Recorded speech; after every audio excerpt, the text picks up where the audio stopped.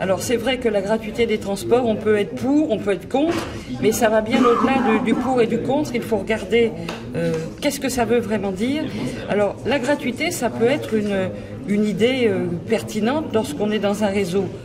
On voit d'ailleurs que c'est toujours dans un petit réseau que ça peut fonctionner, un petit réseau qui a de l'offre, et l'offre, eh bien, les sièges sont vides. Donc quelque part, le maire de la ville qui voit circuler des bus vides et qui voit une paupérisation de ces commerces de centre-ville se dit qu'est-ce que je peux faire pour attirer la clientèle. Donc ça a été le cas par exemple de Dunkerque. Donc c'est un ressort qui est intéressant. Dans d'autres villes où il y a des réseaux lourds, où déjà les bus, les métros sont pleins, on se dit c'est l'offre qu'il faut développer. Et généralement ce que souhaite le citoyen, ce citoyen voyageur, lui ce qu'il veut c'est aller d'un point à un autre le plus vite possible, le plus facile. Si c'est gratuit, ma foi, il dira pas non, mais il veut surtout avoir de l'offre. Alors, vous parliez des métropoles, pour prendre le cas de... Vous connaissez à Lyon. Oui.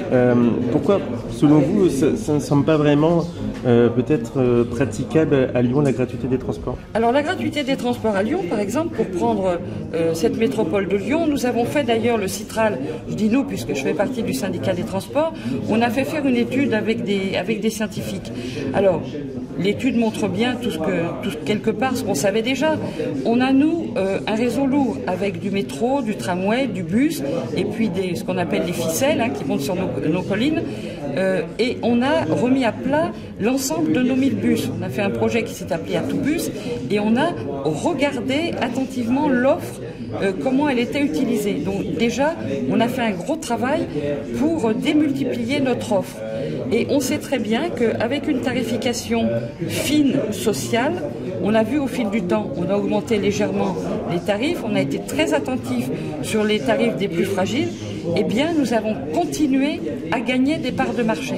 Donc quelque part, alors qu'il faut que nous changions notre flotte pour des bus moins polluants, pour des bus électriques, pour des bus à gaz et pour demain, après-demain, des bus à hydrogène, pourquoi est-ce qu'on irait diminuer alors la tarification? Alors que sincèrement, moi ça fait 25 ans que je m'en occupe, j'ai jamais entendu personne réclamer la gratuité. En revanche, nous dire on veut des plages horaires plus grandes, on veut plus de fréquences, on veut des bus où dedans on puisse brancher nos téléphones portables, etc.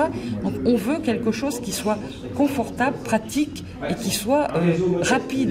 Donc là, personne ne veut la gratuité, mais du service.